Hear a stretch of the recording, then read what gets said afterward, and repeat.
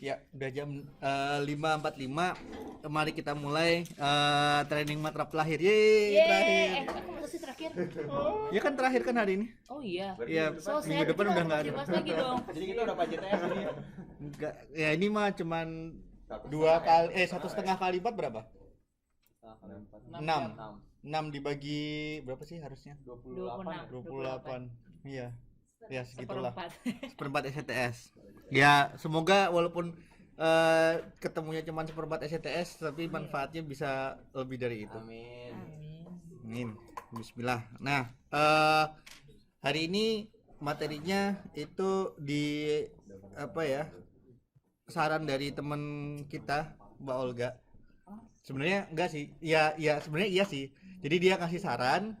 Kebetulan emang yang materi yang diminta itu sama seperti apa yang saya siapkan. Cuman punyanya Mbak Olga itu jauh lebih kompleks, lebih susah ngertinya. Bikin enak saya bacanya. Apaan sih ini? Padahal setelah ini sebenarnya ada cara sederhananya. Wow.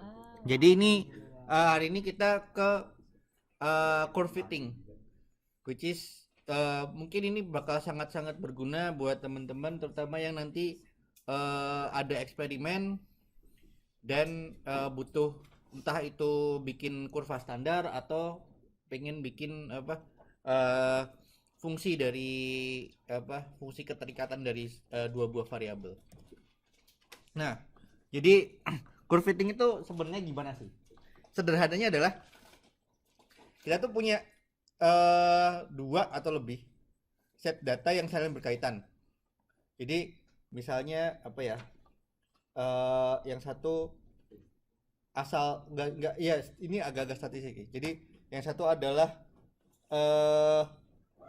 lama tinggal di Belanda dengan ketahanan terhadap pedes-pedesan gitu. Jadi ya misalnya gitu kan, kita punya sekian sampel gitu kan.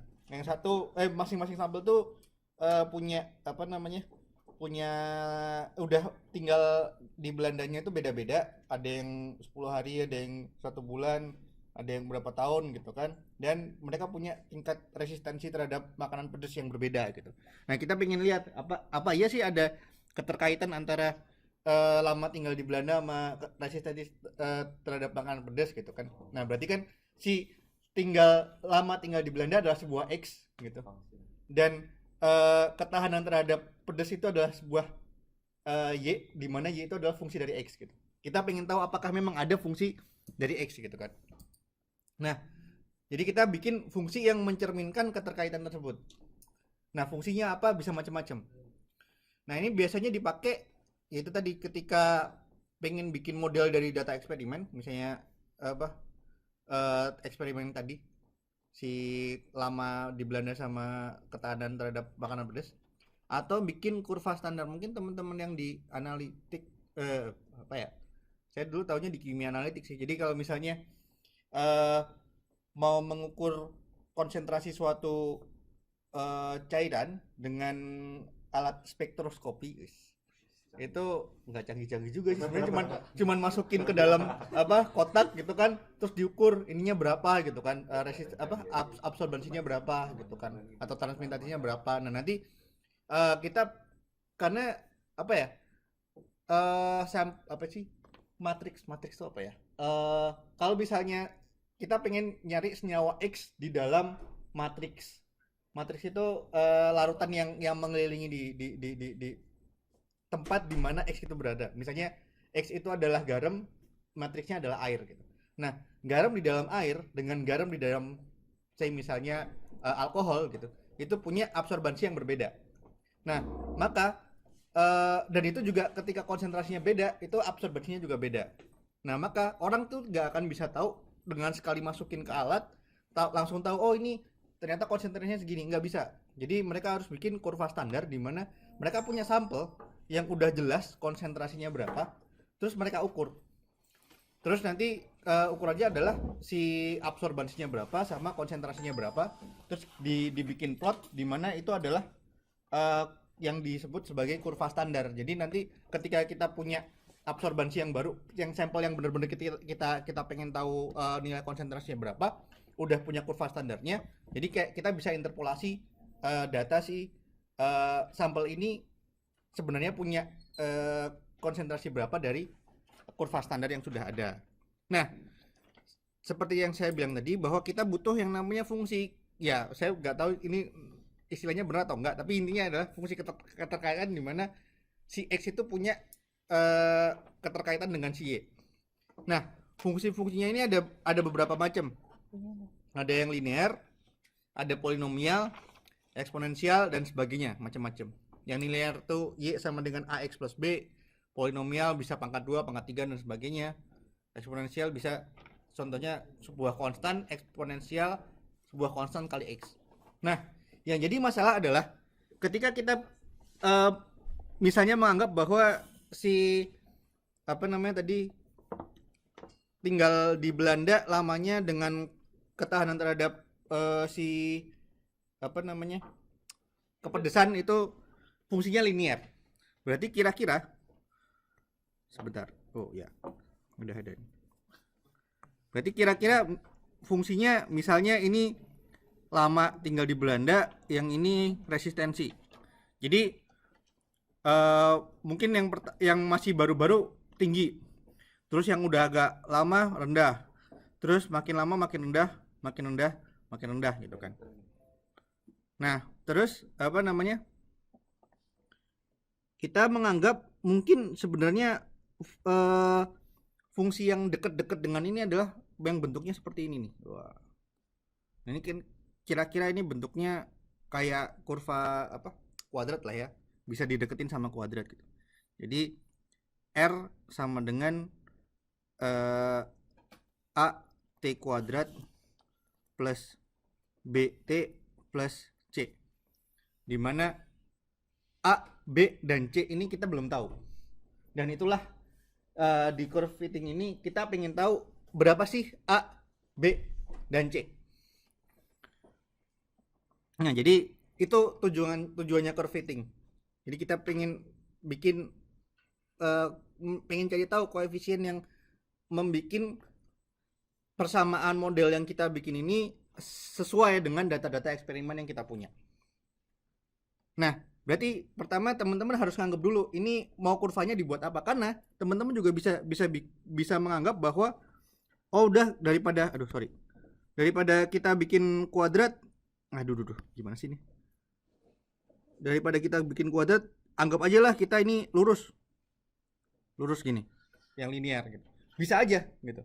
Nah, cuman ketika kita pakai linear, belum tentu datanya itu fitnya lebih bagus daripada polinomial kan. Jadi biasanya ordernya makin tinggi itu makin bisa meliuk-liuk, jadi semakin bisa mendekati kondisi eksperimen yang asli. Cuman ketika ordernya terlalu tinggi, justru itu jadinya bukan sesuatu yang spesial gitu, karena itu berarti kita cuman ngefit keadaan pas zaman itu doang. Padahal biasanya kita pengen sebisa mungkin persamaan itu sesederhana mungkin, sehingga ini menggambarkan keadaan yang universal gitu, nggak cuman pada kondisi ini doang. Nah, gitu kira-kira. Nah, jadi apa yang harus kita lakukan? Nah, jawabannya kalau di ininya Mbak Olga itu ada teorinya banyak gitu. Harus pakai ini. Terus ada yang namanya residual, ada yang namanya random error. Silahkan dibaca itu kalau pengen tahu teori dasarnya. Tapi yang jelas adalah kalau secara gampangnya nih buat biar seenggaknya prinsip-prinsip utamanya dapat. Jadi kita tuh bikin model dari fungsi keterkaitan seperti pada slide sebelumnya. Jadi kita menentuin entah itu kita pengen jadiin linear, entah itu pengen jadiin polinomial atau eksponensial atau sinus atau apapun lah. Tapi yang jelas kita pengen coba deh gua ngefitin si data ini dengan persamaan model.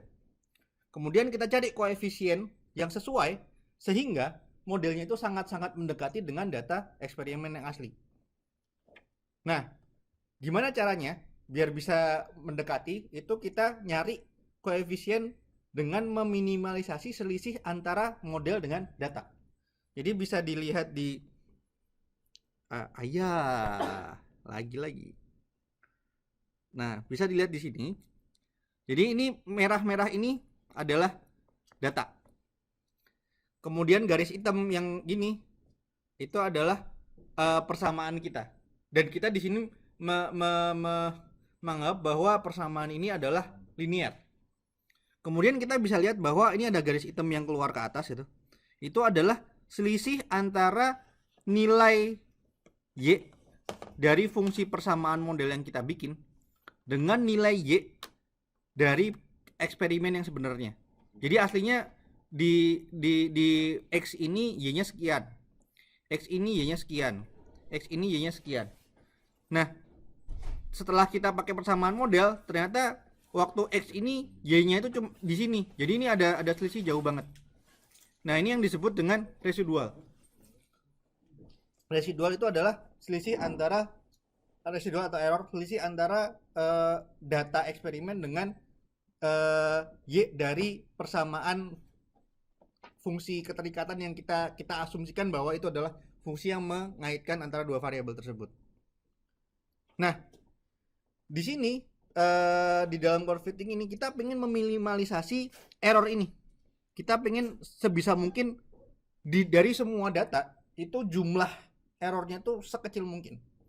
Maka secara statistika gue nggak tahu aslinya kayak gimana, kenapa mereka pakai kayak gini. Cuman yang jelas di materinya Olga juga ada, yaitu kita menghitung sum of squares error, di mana sum of square error itu adalah Y data dikurangi Y model pada X tertentu, X yang sama, dikuadratkan, kemudian dijumlahkan. Jadi errornya itu adalah misalnya tadi ya, data yang ini dengan Y yang di ini. Jadi X-nya posisinya harus sama. X di sini, Y datanya ini, Y modelnya ini. X di sini, Y datanya ini, Y modelnya juga ini. X di sini, Y datanya ini, tapi Y modelnya ini. Nah, kemudian kita dari error-error tersebut kita kuadratkan. Kenapa dikuadratkan? Karena jadinya nilainya pasti positif kan. Jadi kalau kita nggak dikuadratkan, jadi ntar nilainya bisa negatif. Kalau kita pengen meminimalisasi itu, malah justru negatifnya bisa negatif yang gede gitu kan. Jadi makanya kita bikin meminimalisasi itu dengan nilai yang positif. Entah ada yang bikin pakai absolut, tapi kalau yang statistika yang benar itu pakainya square. Terus semua error-error tersebut dijumlahkan.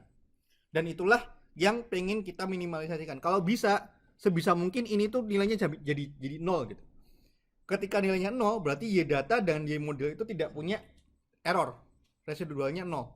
Berarti benar-benar model itu sangat-sangat fit terhadap data yang ada. Tapi itu nggak mungkin. Kalau itu terjadi, berarti ada yang salah dengan eksperimen kita. Nggak mungkin ada keadaan ideal yang benar-benar bisa tercapai gitu. Nah, jadi itu ya. Jadi goal kita adalah bikin si sum of squares error ini 0 seminimum mungkin. Nah, gimana caranya? Kalau kita pakai MATLAB gitu kan. Kalau yang di teorinya Olga itu ada caranya pakai matriks dikali-kalikan bla bla bla bla bla gitu. Tapi itu basically itu prinsipnya sama, cuman di MATLAB ini kita punya MATLAB, jadi biarin MATLAB aja yang itu. Nah, jadi kita harus punya data X dan data Y. Kita harus punya data yang berkaitan. X ini punya Y ini, X ini punya Y ini, dan seterusnya. Kemudian tentukan fungsi keterkaitannya yang kita pengen, misalnya linear atau polinomial. Kemudian kita bikin fungsinya dengan variabel berupa X dan koefisien. Jadi dulu kan biasanya kita bikin fungsinya itu adalah Y sama dengan A-nya tahu, B-nya tahu, C-nya tahu. X-nya yang kita variasikan. Nah sekarang X dan X, A, B, dan C itu sama-sama variabel. Jadi kita nggak tahu A, B, C-nya berapa. Jadi kita bikin fungsinya itu fungsi terhadap A, X, B, dan C. Gitu. Tapi kita jelas punya bahwa X pada data sekian itu punya Y sekian. Nah, kemudian kita bikin fungsi sum of square error dari data model dan dari data dan dari model. Kemudian fungsi ini variabelnya adalah koefisien. Karena jadi gini.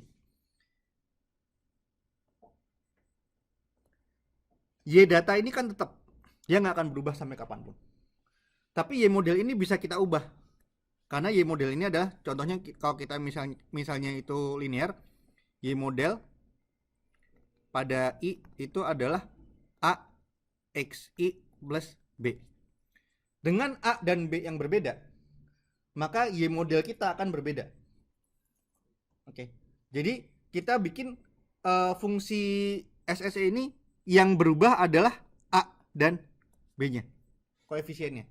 Jadi kita ngubah A dan B sebagaimana mungkin sehingga Y data dan Y model itu selisihnya sangat-sangat sedikit. Nah, kemudian fungsi itu kita minimalisasi dengan fungsi MATLAB namanya fmin search. Jadi ada dua fungsi. Yang pertama fungsi Y model itu sama dengan AX I plus B, di mana ini adalah fungsi dari X, A, dan B. Kemudian fungsi kedua adalah SSE, di mana itu adalah sigma Y data dikurangi Y model dikuadratkan. Ini adalah fungsi dari A dan B. Kalau di MATLAB seperti itu. Jadi ini akan dievaluasi di sini dan ini akan dievaluasi di bagian besarnya. Oke.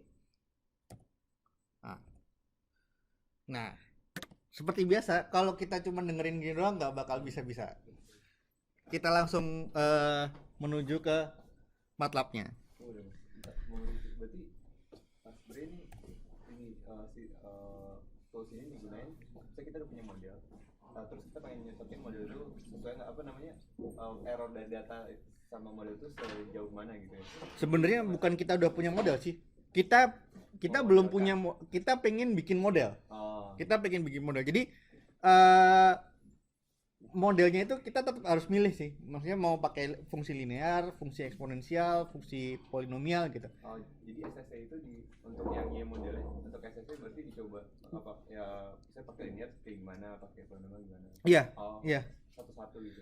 Ya bisa satu-satu, tapi biasanya ya kalau buat kurva standar kita pakainya linear kan. Jadi kita udah tahu gitu. Kira-kira ini dari bentuk datanya juga udah kelihatan. Kira-kira ini yang paling bagus pakainya linear kan. Jadi kalau yang ini, yang tadi itu kayaknya ini nggak mungkin kalau linear, pakainya yang polinomial gitu. Jadi kayak kita udah nebak dulu kita pakai yang apa gitu, biar lebih bagus ininya.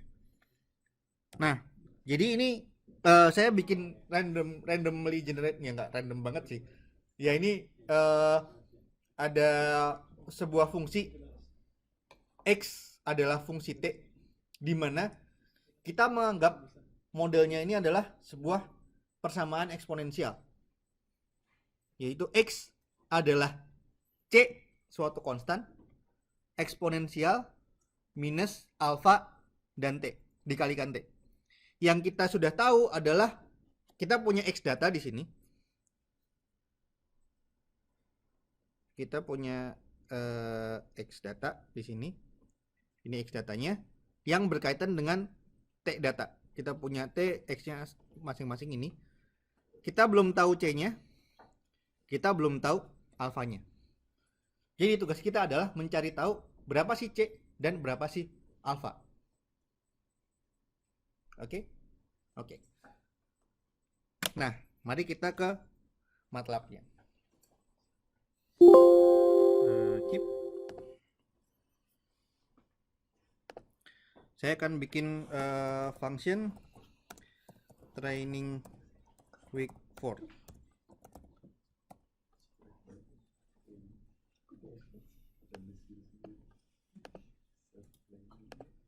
Nah,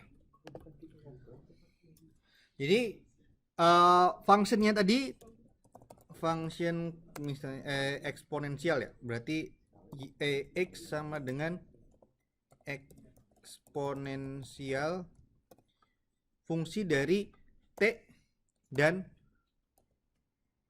koefisien.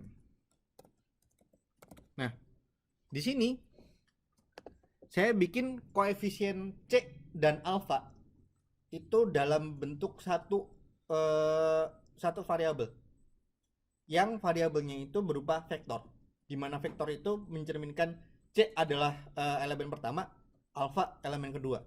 Kenapa? Karena fungsi f-bit search cuman bisa dimasukin satu variabel.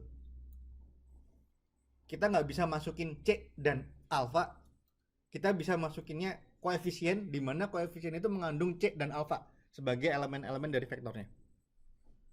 Ya. Dalam satu kolom atau dalam satu Bebas. bebas. Bebas. Jadi saya bilang bahwa c itu adalah koef 1, elemen pertama dari vektor koefisien, dan alfa itu koef 2.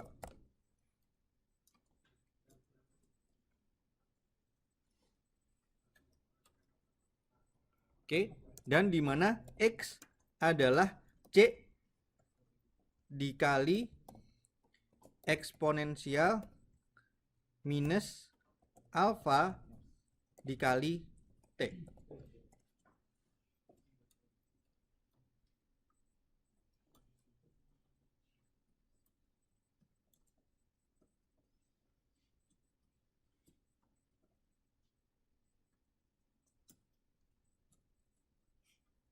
Jadi ini kita menentukan fungsi modelnya. X adalah c kali minus alfa kali eksponensial minus alfa kali t. Nah, kalau kita coba koef 0, ini tebakan pertama ya. Koef 0 itu adalah 20 dan 3. Hai. Silahkan masuk. Koef 0 tuh ya ini nyoba doang ya, nyoba doang. Kemudian saya bikin t itu adalah 0, 0,1 sampai 1. Kemudian x adalah eksponensial t koef 0.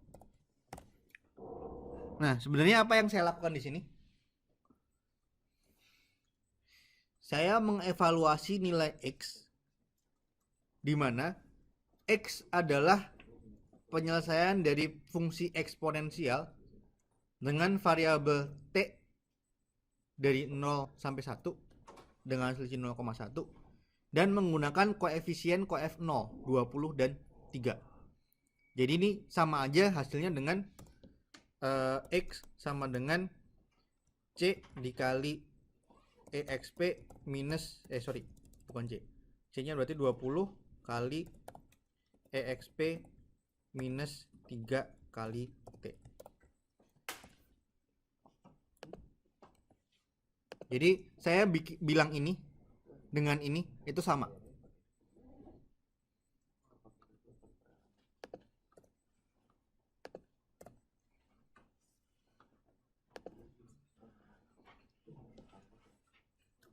Oke ya, jelas ya. Saya display x-nya, saya display x1 nya. Harusnya mereka menghasilkan hal yang sama.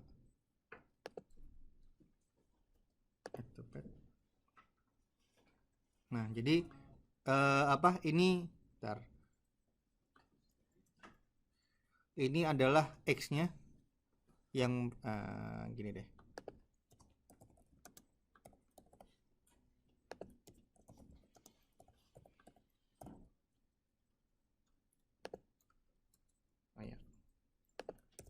Biar CLC. Nah, biar kelihatan. Nah, jadi x-nya adalah ini, x1-nya sama dengan adalah ini. Jadi sama ya hasilnya. Jadi di sini saya mendefinisikan fungsi eksponensial, di mana eksponensial itu butuh input t dan koef. Coef itu akan membuat coef 1 dianggap sebagai C, coef 2 dianggap sebagai alfa, dan fungsi X adalah C dikali eksponensial minus alfa kali T.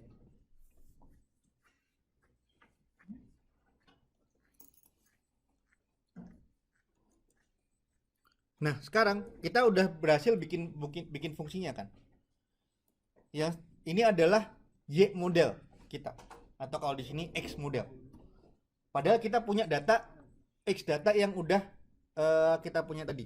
Nah, kebetulan saya udah bikin X datanya di sini kemarin. Jadi ini X datanya. Silahkan dilihat. Ini adalah hasil eksperimen yang ini udah saya bikin di sini.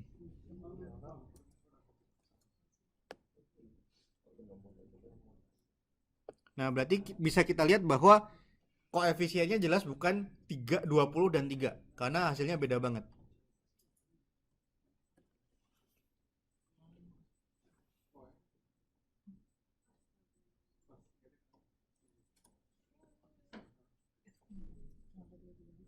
Apaan? Oh, ini saya udah nulis dari kemarin. Terus kalau Udah nyoba. dilihat gimana biar supaya kita tahu itu bukan 20 sama 3. Nah, nanti makanya. Jadi ini kan kita nyoba ngasal doang kan, 20 sama 3. Ternyata hasilnya jauh banget sama X data yang asli. Nah, kita ngubah-ubah si koefisiennya itu, mencari di mana biar bisa mendekati si X datanya ini. Jadi yang jelas kita harus punya dulu X datanya, harus ditulis dulu. Silahkan ditulis dulu X datanya.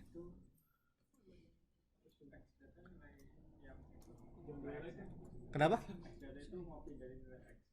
X data tuh ngopi dari ini. Jadi ini data eksperimen. Jadi kita punya data eksperimen T terhadap X. Kita pengen bikin fungsi yang mencerminkan X itu adalah fungsi dari T, dan kita mendekatinya dengan fungsi eksponensial ini. Kita pengen tahu C, koefisien C dan alfanya itu berapa? Bisa ngambil dari Excel itu tabel. Bisa.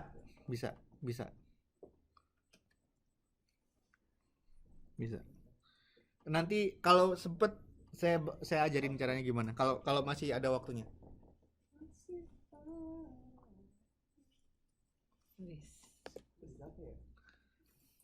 Senang gitu alhamdulillah. Hari enggak gimana hari ini? Bapak sih itu yang kedua. Khusus tadi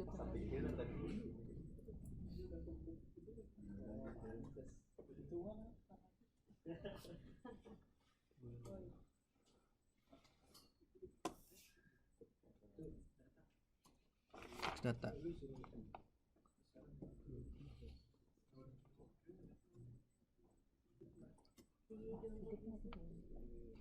Oke? Belum. Ya. Apaan? X data ditulis dari sini. Enggak, saya udah nulis dari kemarin terus saya tinggal copy paste aja. Kita nggak bisa copy. Kopi dari situ aja. Lutut. 40,9157 9157 jangan di highlight biar kelihatan. Jangan di highlight deh. 28. Udah. Oh gitu ya, sorry. Terus biar Fontnya diganti warna putih coba. Jangan di highlight, tapi ganti warna putih.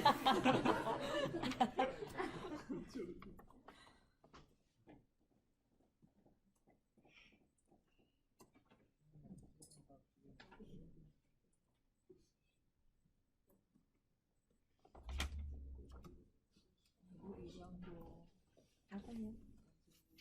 Gue punya satu lagi. Gue cuma butuh satu. Ada? Enggak. Oke ya. Kita kuning jangan. Bodoh banget. Tapi jelek aja. Sebel Kayak Pulpen gue warna biru lagi. Pulpen gue nggak secantik itu kan jadinya karena ada ini kuning. Ini nih orang.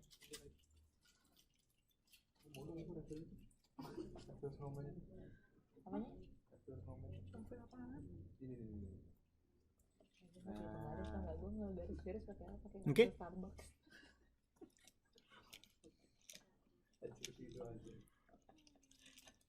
Bukan sih, tapi yang nggak akan kepake kan cuma itu yang deket gue nggak bawa kartu macam-macam. Nah, gue nggak ada kartu yang nggak penting gitu kayak KTP. Ini mungkin ada di depan tapi Starbucks gue harus ini buat beli. Kenapa? Multiplikasi. Soalnya dia kan T-nya ini bentuknya ini kan apa namanya? Apa namanya? Vektor kan. Mencegah aja sih. Sebenarnya nggak tahu apakah dia jalan kalau nggak pakai dot atau enggak. Cuman gue selalu mencegah hal-hal yang tidak diinginkan. Jadi gue selalu pakai dot. Daripada ntar error terus nggak tahu kenapa. Oke ya. Nah sekarang tadi ini fungsi pertamanya udah ya, fungsi dari modelnya. Nah sekarang fungsi yang bener-bener bikin kita bisa mencari koefisiennya berapa, itu adalah fungsi dari sum of square errornya. Jadi kita bikin function SSE itu adalah R misalnya, dan ininya adalah koef-nya aja.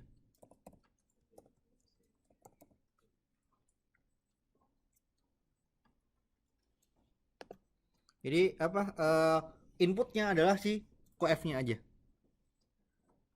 Nah sekarang yang karena kita pengen mengevaluasi si X model dengan X data itu di dalam function si SSE ini, maka kita pindah si T dan X data ini ke dalam SSE-nya. Kemudian kita panggil X model adalah eksponensial T, koef.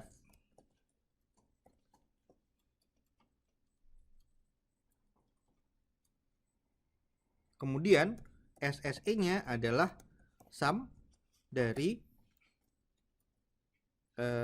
X data kurangi X model dikuadratkan.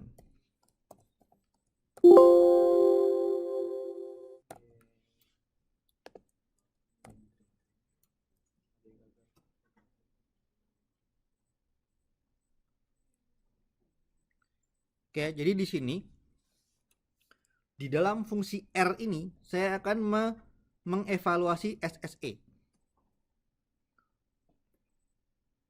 Di mana SSE itu adalah sum dari X data kurangi X model dikuadratkan. Di mana X datanya kita sudah punya. X modelnya adalah fungsi eksponensial dengan input T dan koef yang kita tentukan di sini. Nah kemudian ini saya komen dulu, kita nggak butuh ini. Jadi fungsi sebenarnya di sini. Jadi koef true misalnya itu adalah f min search dari SSE dengan tebakan awal koef 0. Fungsi f min search ini adalah kita mencari apa ya? Kita mencari nilai ini sama dengan kayak root determining function yang kemarin, di mana fungsinya itu jadi 0. Cuman kalau ini fungsinya jadi minimal, jadi mendekati 0 karena nggak mungkin jadi 0. Kalau kemarin kan kita bikin yang f0 dan fsolve, kita nyari akar dari fungsi itu, di mana y sama dengan fungsi dari x, x-nya yang membuat y itu sama dengan 0, itu carinya pakai f0 atau fsolve. Nah, f min search ini mencari x di mana y-nya itu sangat-sangat kecil mendekati 0. Karena memang kita nggak akan nemu x yang bisa bikin itu 0. Gitu. Jadi fungsinya adalah SSE dan variabelnya adalah koef. Nah, jadi ini kita passing through kita bikin fungsinya variabelnya coef. Ini kan fungsi bukan SSE, R. Nama fungsinya si R ini. Sorry, saya salah. Jadi ini variabelnya ini. Jadi kita harus punya tebakan awalnya dulu. Kita nebak koefisiennya itu kira-kira berapa. Gitu. Nanti dia akan mengevaluasi fungsi R ini, di mana dia akan dari variabel ini dia akan masuk ke sini. Jadi pada waktu pertama dia menganggap koefisiennya itu adalah 20 dan 3. Dia akan memasukkan coef ini sebagai inputan. Jadi kita seolah-olah bilang bahwa coef itu sama dengan 20 dan 3 di sini. Karena kita masukin coef-nya di sini. Kita masukin coef 0 ini di-passing through ke sini, berarti kita di sini sama aja kita menganggap bahwa itu adalah coef-nya 20,3. Tapi ini kita nggak boleh naruh di sini. Ini ntar error. Jadi kita anggap pertamanya 20 dan 3. Kemudian nilai coef 20 dan 3 ini kita passing through ke function yang ini. Jadi nilai itu akan digunakan oleh function ini, di mana dia butuh T dan coef. Yang dia akan mengevaluasi ini. Kemudian setelah dievaluasi, dia akan mencari X data kurangi X model kuadrat di sum. Hasilnya berapa? Ketika hasilnya itu belum masih gede, dia akan mengubah coef 0 sedemikian hingga sampai hasil SSE ini yang kita tarik keluar ini itu sangat-sangat minimal, mendekati 0. Ketika SSE-nya itu mendekati 0, berarti koefisien yang kita kasih itu sudah bagus, sudah mendekati kebenaran. Karena X datanya dan X modelnya itu sangat-sangat dekat. Nah, saya akan display coef true.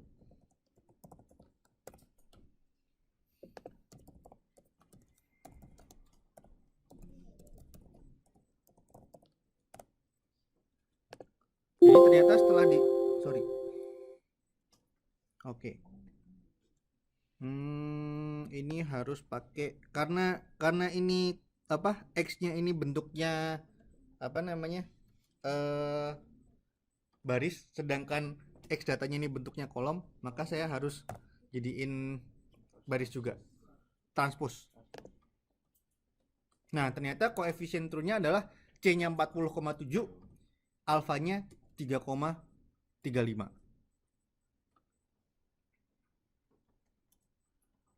Apa iya sih? Coba kita bikin. Kita bikin T-nya sama dengan 0, 0,1 sampai 1. X datanya sama.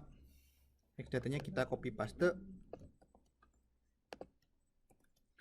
Kemudian X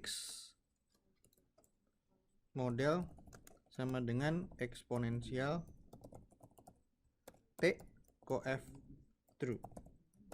Jadi kita bikin mengevaluasi X model lagi dengan koefisien yang sebenarnya. Terus saya plot T terhadap X data bentuknya bintang dan T terhadap X model bentuknya garis biru.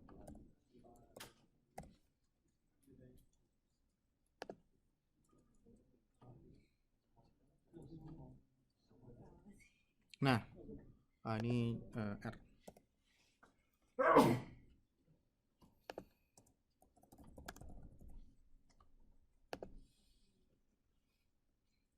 Nah, jadi kita lihat bahwa yang biru ini adalah si modelnya, yang merah ini adalah datanya. Kita lihat bahwa sekarang modelnya itu sangat-sangat mendekati data aslinya. Kalau titiknya ada yang digeser jauh, gimana? Titiknya yang ada digeser jauh, misalnya kita geser ini jadinya 45 gitu ya. Oke. Atau yang di tengah-tengah yang digeser. Atau yang tengah-tengah digeser, udah geser aja beberapa gitu ya. Tapi tetap di antara itu misalnya 6 gitu ya, ini jadi 12 kira-kira gitu ya misalnya. Kita cari lagi Ran. Nah, ternyata dia masih mendapat koefisien yang mirip-mirip, cuman ini dapatnya kelihatannya jauh gitu, jadi errornya lebih gede. Nah, itu udah paling optimum, paling mendekati data yang ini ya seperti apa gitu. Nah, bisa juga tapi diceritakan dulu ya, diceritakan dulu, nanti saya ini bisa juga kita misalnya ganti model, kita ganti modelnya bukan pakai eksponensial tapi pakai kuadrat misalnya. Sorry, ini datanya yang saya ganti baru sini. Coba kalau datanya saya ganti di sini. Kok aku nggak mirip? Coba. Kok nggak himpit? Oh, ternyata ininya koefisiennya beda nih, dapatnya.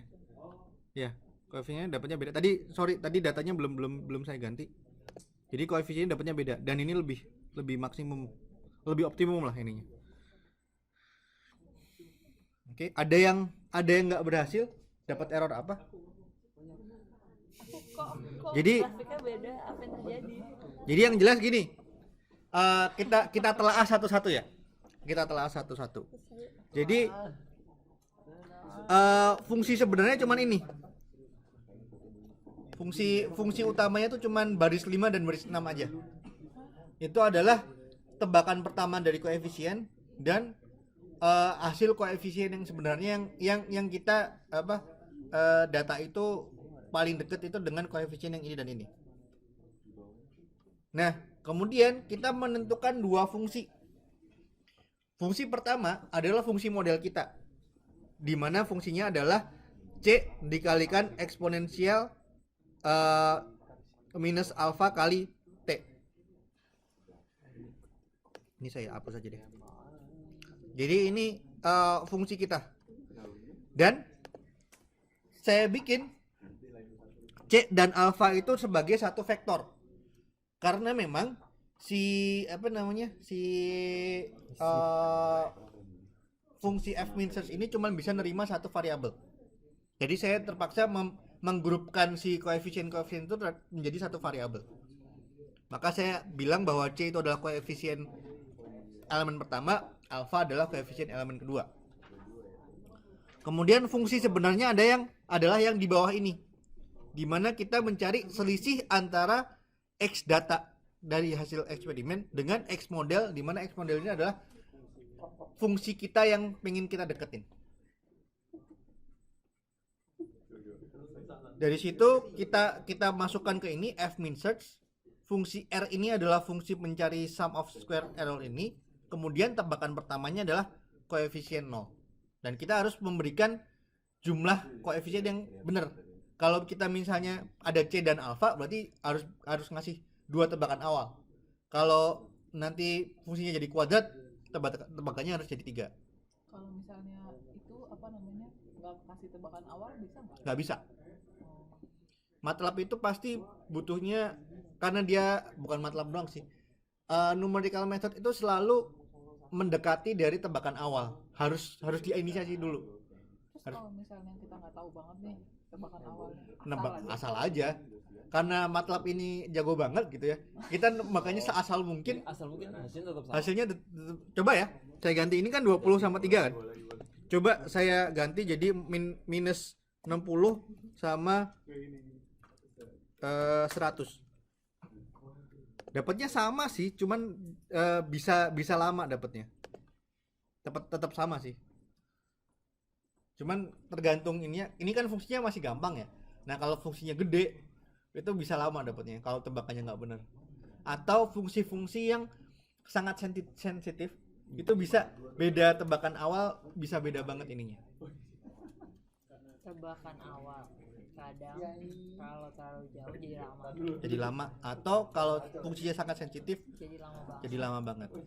Nah, fungsinya sensitif jadi salah hasilnya. Ya gini, yang namanya model itu kan sesuatu yang kita anggap mendekati kebenaran gitu kan. Kita sebenarnya nggak tahu apakah model itu benar atau enggak kan. Yang paling dekat dengan kebenaran yang bisa kita usahakan adalah yang modelnya itu. Benar atau salah nggak ada yang tahu. Who knows? Hanya dia yang mampu menjawabnya. Nah, oke, kita udah bikin yang eksponensial kan. Nah, Linear. untuk pengen lihat lagi bagaimana sih kalau misalnya kita ubah ininya model kita mau linear atau polinomial? Oh, linear dong. Linear. Ya udah, berarti kita bikin aja function Linearisasi gitu kan. x sama dengan lini r t dan f n. Berarti x-nya adalah a itu cof 1, b itu cof 2, dan x adalah a kali t plus b.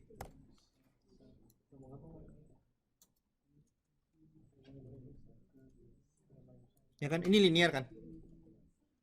Nah, jadi kita tinggal ubah aja ininya. Ininya jadi linear.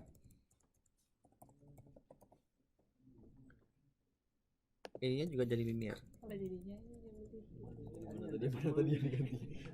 Yang diganti ini ininya. Jadi sekarang modelnya kita ganti, kita deketin pakai linear, persamaan linear ini.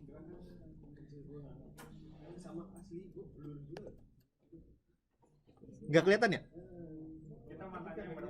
Oh ya. Mari mendekat sini biar anget. biar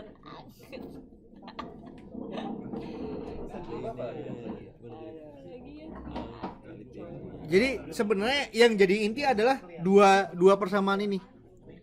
Kita pengen ngemodelnya pakai apa, tinggal ubah-ubah dikit aja. kan lagi harus Itu yang tengah ada eksponensial mana itu? Nah, itu. Ini Itu ngaruh nggak? ini nggak ngaruh sini, nggak bakal dibaca. Kita komenin aja biar lebih aman. Ini Oh, nggak cuma di minimize doang, nggak kebaca ya? Hah? Minimize. Itu kan function di kirinya ada tanda minus terus minus. Oh ini kebaca. Di collapse.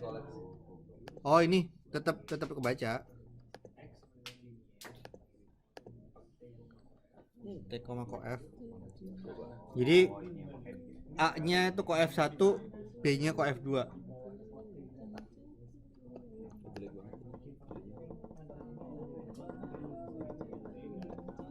Nah, jadinya jelek banget. Nah, ini modelnya, ini datanya. Jelek banget jadinya. apa yang terjadi? Yang terjadilah.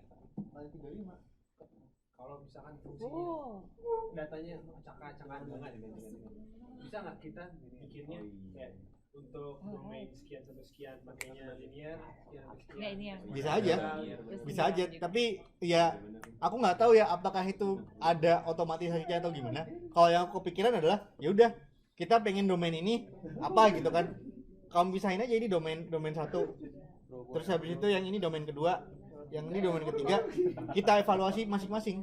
Titik transisinya itu biar bikin match. Oh ini sama ada kayak bisa mendengarin Oh itu A min B, ya? Itu udah matematika banget sih. Oh gimana sih? Nggak tahu. Pegangan. Nggak tahu. Mungkin itu bisa ditelaah dari sisi matematikanya lah. Tapi yang jelas kalau cuman pengen ngebagi-bagi itu bisa aja, tinggal bagi-bagi aja ininya. Apa? T-nya. T-nya. Modelnya jadi linearnya positif ya? Hah? Gradiennya gini. Wah, yang salah. Nah, katanya udah diganti belum? Yang bawahnya udah diganti. Itu dari B kali T kali. Modelnya pakai Oh semuanya harus disamain ya? Iya. Oh iya. Jadi sebenarnya yang bikin apa koefisiennya itu yang bawah. Yang atas ini saya cuman pengen ngeplot aja. Yang atas sih saya cuman pengen ngeplot aja. wow. Oke ya. Nah, karena waktunya masih cukup. Materinya saya cuman ini aja. Karena ini udah coupling function, udah mungkin apa agak-agak susah juga ngikutinnya, tapi moga-moga bisa terima. Tapi yang jelas coupling function kayak gini mungkin teman-teman bakal bakal menemui dan bakal menggunakan di masa-masa yang akan datang. Udah ya? Ini adalah salah satu salah satu Misalnya gimana? contoh yang apa? Jadi gue pakai function ini di dalam function ini di dalam function ini. Jadi function gedenya itu ini kan. Iya. Kita mengevaluasi sebuah function error. Iya. Function errornya adalah ini. Dan di mana function error itu punya fungsi linear. Di mana fungsi linear itu di function. Jadi kita pakai fungsi ini di dalam function ini. Kita pakai function ini di dalam function yang di sini. Jadi kayak fungsinya masuk-masuk gitu loh. Dan perhatikan bahwa di sini fungsi error ini cuman punya satu variabel, yaitu coef. Saya memasukkan coef 0 ke sini itu sebagai titik awal, tebakan awal. Saya cari fmin search. Fmin search. Jadi fmin search itu dia butuh fmin search. Jadi x adalah fmin search function x0, di mana x adalah local minimizer. Jadi x yang meminimalisasi fungsi tersebut, dan x0 itu adalah tebakan awal, start at the point x0. Gitu. Jadi fungsinya itu membutuhkan x0-nya ini. Nah, saya fungsi r ini, function yang dimasukkan ke dalam si fmin search itu harus berupa function terhadap x, di mana untuk saya x-nya itu adalah coef, karena yang pengen kita ubah-ubah adalah koefisiennya. Kita pengen mencari x itu coef, di mana x itu adalah koefisien yang membuat fungsi ini jadi 0 gitu. Ya kan? Nah, ini variabelnya ini coef. Nah, variabel coef ini akan dipakai oleh function linear ini. Dia akan menggunakan variabel coef juga, yang dimana dia akan menggunakannya untuk mengevaluasi fungsi linear a sama dengan x sama dengan a kali t ditambah b. Jadi variabelnya juga masuk dari paling luar, dari sini masuk ke sini, masuk ke sini. Jadi linknya begitu. Oke, nah tadi ada yang nanya. Itu SSE itu nilainya berapa kalau udah di terakhir? 0, dekat sama 0. Nah, kita bisa nyari SSE itu terakhirnya nilainya berapa bisa. Nih, ada eval sama exit flag. Saya ininya coef true terus SSE. Jadi kita bisa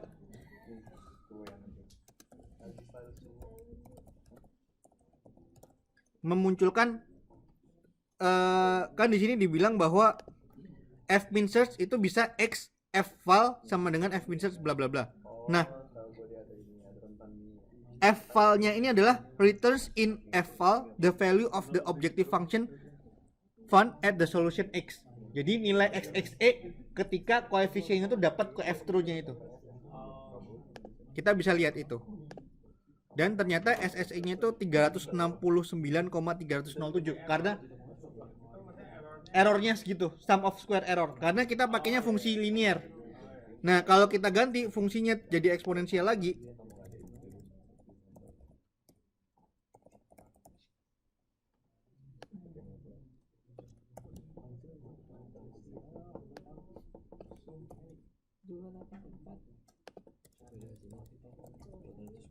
Tadi 45 data. Ctrl R. Data diganti tadi.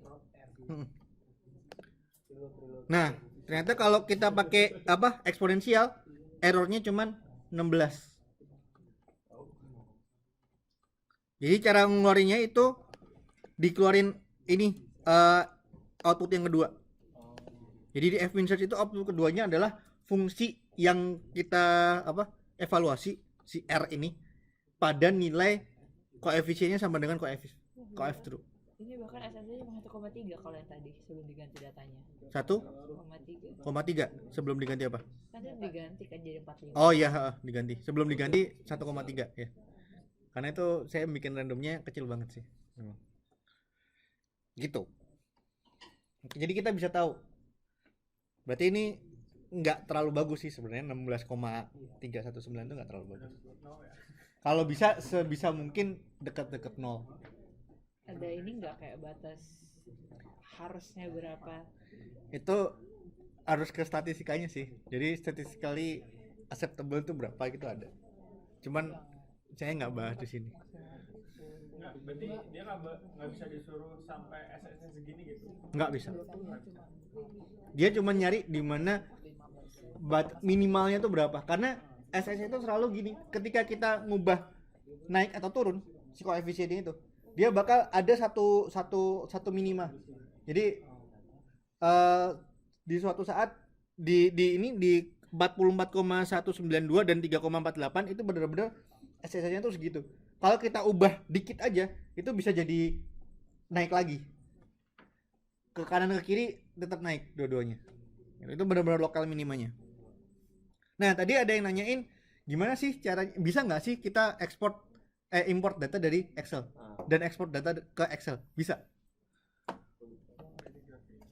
Wow, awesome.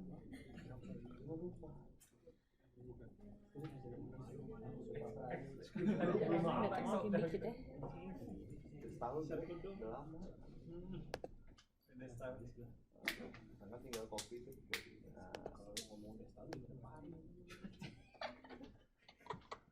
nah, makanya komentarnya begini nih, ada yang lebih tua nggak dari gua?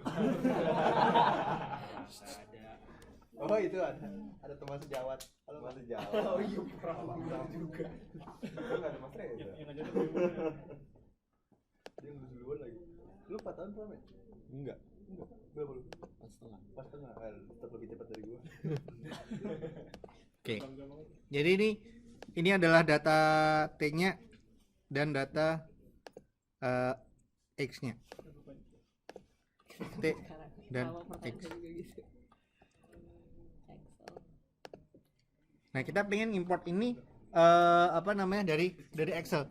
Gimana caranya? Ada functionnya. Bentar, saya agak lupa nama functionnya.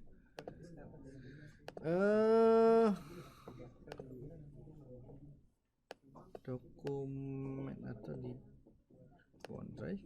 Oh ya. Jadi kebetulan teman saya kemarin ada yang XLS. Nah, yang harus diperhatikan adalah kita harus nge-save si apapun yang kita import atau apapun yang kita ekspor ke dalam satu folder yang working folder yang sama dengan kode kita. Atau if not, kita harus bikin absolute path-nya dari relative path dari si working foldernya si kodenya MATLAB. Ya, Excel juga di folder sama juga. Tergantung. Jadi coba saya misalnya ini ya. Jadi ini saya bilang namanya training 4. Terus saya masukin ke, jadi file MATLAB saya itu ada di MISC.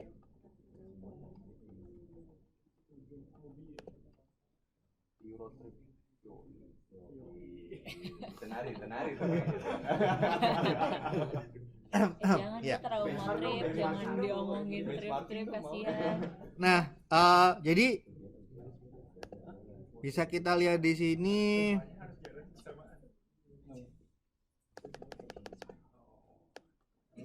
Kok namanya book 1? Ya udahlah bodoh. Nah, jadi si training week 4 ini ada di sini, si MATLAB filenya, si book 1-nya juga ada di folder yang sama. Nah, kalau misalnya oke, kita langsung ke ini aja, ke si ininya dulu. Jadi saya pengen ngambil data fungsi ini namanya XLS read.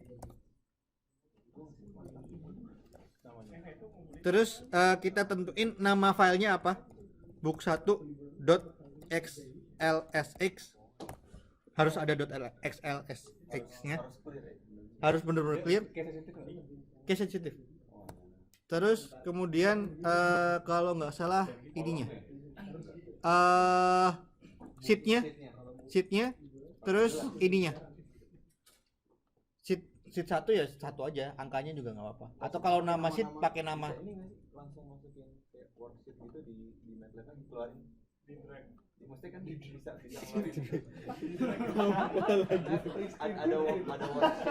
ada worksheet gitu di MATLAB jadi langsung bisa copy Excel ke situ. Nggak tahu. Search image. Kayaknya nggak bisa deh. Ini kan maksudnya Iya itu. Bukan iya. di workspace kan. Coba aja. Let's try. Langsung buka aja bisa kok pakai MATLAB ya. Lo buka si Excel itu di MATLAB. Nggak bisa. Nggak bisa. Bukannya nggak bisa ya? Nih. Kemarin kok buka notebook bisa. Beda ya? Beda lah. Kalau noted beda. Nggak bisa nih. Desimal separator. Oke, jadi kita ambil datanya dari A2 sampai B12. A2 sampai B12. Kita coba dulu di ini deh, di common window. Ini nih, jadi saya bilang data XLS read book XLSX 1 A2 sampai B12.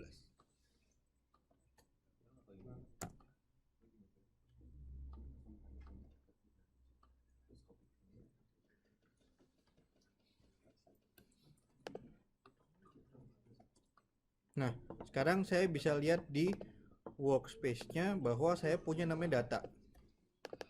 Data ini isinya adalah 11 kali 2 double. Nah, ini datanya. Nah, kalau kita pengen ngambil data, berarti harus bilang A sama dengan data titik data. Berarti kan datanya variabel data, jadi isinya si 11 kali 2 itu. Ntar, saya namanya jangan data deh. A data. A data. Jadi A sama dengan A data. Capek Pak. Baca itu visi media. Downloadnya PC Media antivirus dapat. Antivirusnya gratisan deh. Oh iya zaman dulu ya. PC Mac. Ya, jadi kita bisa ngimport. Jadi ketika bilang XLS read namanya apa? Nah, kemudian kalau misalnya saya pindah nih si book satunya ini, saya pindah ke dalam MSCIE, ke folder yang beda. Nah, kita harus manggilnya itu dari relatif terhadap working folder kita. Ini kan di sini working foldernya adalah C user Dimas dokumen MATLAB, gitu kan? Jadi kita harus bentar.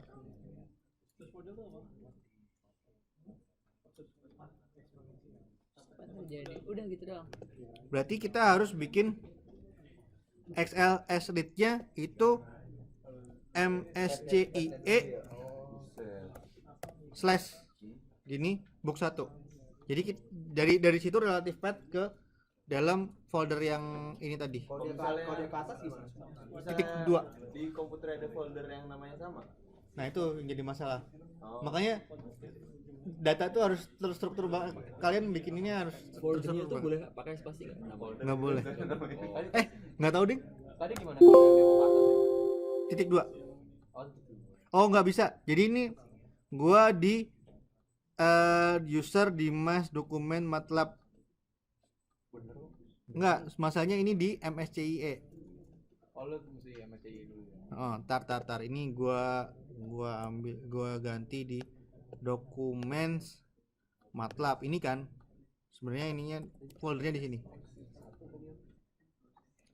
1 tuh sheet-nya, nomor sheet. Nomor sheet-nya. Book 1 kolom koma 1.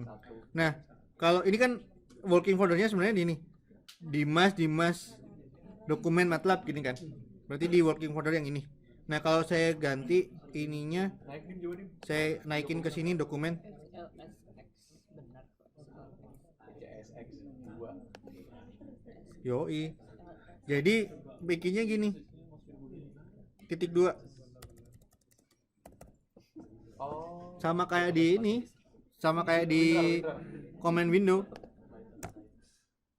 Nih bisa. Ya gimana nggak muncul apa-apa? Sebenarnya pas lu manggil nih ada tuh sampai dengan XLS read itu, ada tuh itu kan variabel yang isunya itu kan, lu nggak perlu manggil ke A lagi sebenarnya kan? Enggak. Jadi langsung lu pakai ada tuh. Ada tuh juga bisa. Dan dalam bentuk titik 2-nya jadi Terus kalau misal di Excel lu ada karakter gimana dia? Ulang ya. Kenapa? Sorry. Tadi kan di Excel kan isinya kan ini huruf semua, angka semua kan. Terus misal ada kolom berapa gitu lu apa ada karakter. Oh, mau nyoba? Enggak kok. Bikinnya berarti dari A1 ya. Yang A1-nya kan ada teksnya kan? Iya. A1 sampai B12. Apa yang terjadi? Dia cuman ngambil angkanya aja. Oh, awesome. Ada tapi kosong dia apa? Kosong. Ini ada satu ini nih. Bentar, coba ya. Size-nya berapa itu?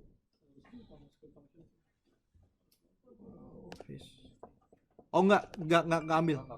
Enggak ambil. Jadi dia nggak bisa, Harus hanya angka ya? hanya angka.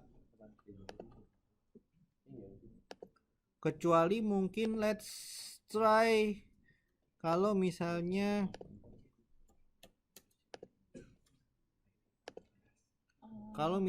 ini gua ganti sheet. Misalnya ini A B C D E. Bisa nggak ya? Let's see ya. Jadi sekarang semuanya string. Kalau tadi kan ada string ada data kan. Kalau ada string dan data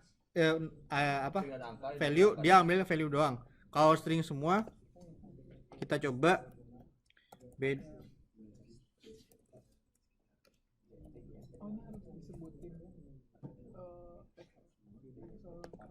B data sama dengan XLS read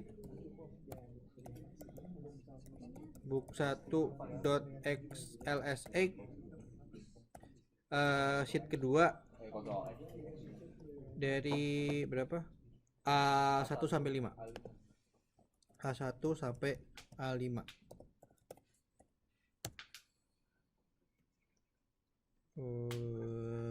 Oke. Nggak terjadi apa-apa. Nah, nggak bisa ternyata. Jadi bener-bener dia cuman ngambil value aja. Nah, yang itu Excel ya. Kita juga bisa import dari textbooknya, teks kayak yang kemarin dialamin sama Mas Radityo Baskoro. Dia ngambilnya dari teks. Iya, Udah bisa. Jadi kalau teks itu biasanya soalnya ada format namanya ASCII. Jadi kita program-program di komputer tuh bisa nulis array data dalam bentuk text file kayak file biasa gitu, bukan Excel, bukan apa. Itu pemisahnya itu bukan kotak-kotak kayak worksheet di Excel, tapi spasi, titik atau dash atau apapun gitu. Nah, jadi hari ini kita belajar dua hal. Yang pertama adalah fmin search. Dengan ini adalah case study di mana kita memasukkan fungsi ke dalam fungsi. Kemudian terakhir kita dapat waktu buat mencoba ngimport data dari Excel ke dalam MATLAB. Kita juga sebenarnya bisa mengekspor data dari MATLAB ke dalam Excel. Silahkan ekspor. Ya, mengekspor data dari MATLAB ke Excel. Caranya gimana? Silahkan cari di ini. Di doc. Dan dengan ini alhamdulillah saya mencukupkan pelatihan MATLAB-nya dari PPIDEL. Terima kasih sudah selalu datang ke sini. Semoga bermanfaat. Amin. Terima kasih buat Bang Dias yang sudah berinisiatif untuk mengadakan pelatihan ini. Dan sebenarnya saya pingin gitu nanti tahun depan ada teman-teman dari salah satu dari sini yang melanjutkan tradisi ini. Kirain depan mau ngambil lagi. Oh, lihat aja dong. Ya. Terima kasih. Akhir kata, wassalamualaikum warahmatullahi wabarakatuh. Waalaikumsalam.